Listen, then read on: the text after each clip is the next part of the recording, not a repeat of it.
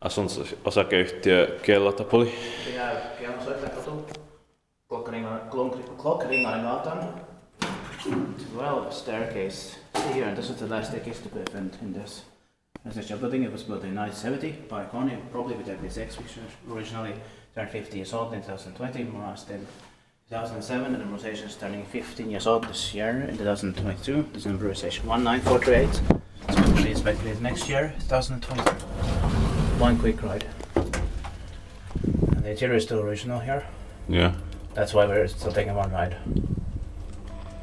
Because it's original. I mean, the interior is still, and the cab is yellow, but blue on the inside.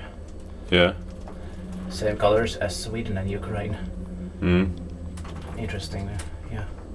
And the doors are blue also. Yeah. But it's strange that it was painted like that. That the cab is yellow, but inside it's blue. Yeah. And it's not like blue outside on the cab also. Yeah. Or yellow one on the inside.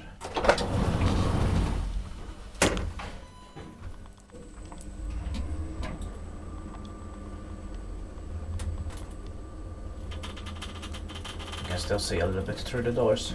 Yeah.